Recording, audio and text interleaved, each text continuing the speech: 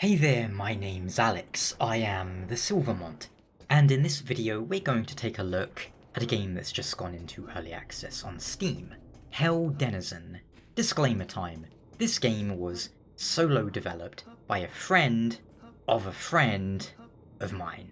Now, my friend who wants to support her friend bought me a copy of the game so I could give it a little coverage. Are you managing to keep up? So it's not a paid review or a sponsored review in that sense, but I do have a tenuous connection to the developer, and I want to give full disclosure and all that. But what is Ohhh Denizen? Well, as mentioned, it is a solo developed project, one-person team and all that. As for the game itself, you could call it a Doom clone or a boomer shooter, depending on your preference. At any rate, if you've played Doom, Wolfenstein, Jedi Knight, or any of those old school shooters, you know what to expect. Retro graphics, lots of demons for you to slaughter, and many keycards to pick up so you can open those pesky, colour-coded doors. And of course, plenty of weapons. Ohhh Denizen currently has 10 weapons, with alternate firing modes for each. There's 10 levels and plenty of secrets to find. You can also blast through in a split-screen co-op if that's your thing, and there's some deathmatch modes available as well.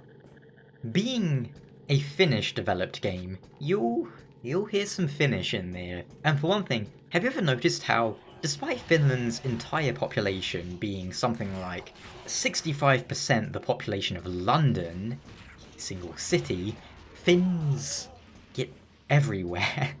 I've sure noticed. It's quite startling, in a way, when you think about it. So relatively few of them, but I run into Finns all the time. Perkele. Back to the game though.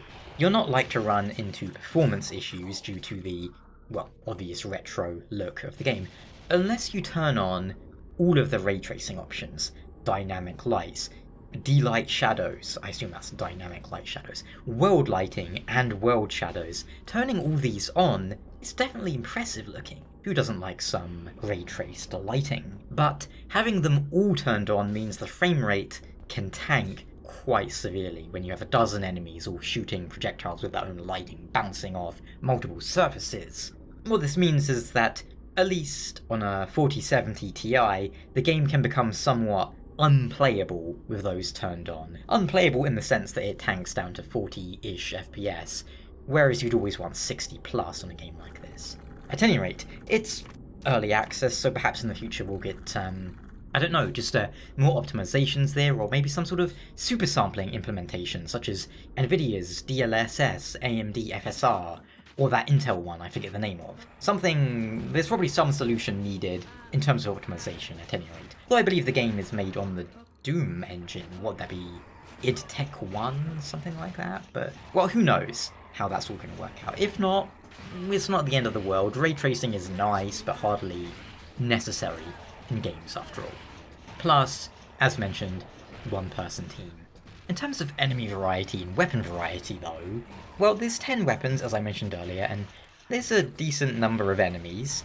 I won't spoil and show them all, because the best part, in my opinion, about boomer shooters is finding the new guns. I mean, I can tell you there's going to be a pistol and a shotgun, because you know there's going to be a pistol and a shotgun.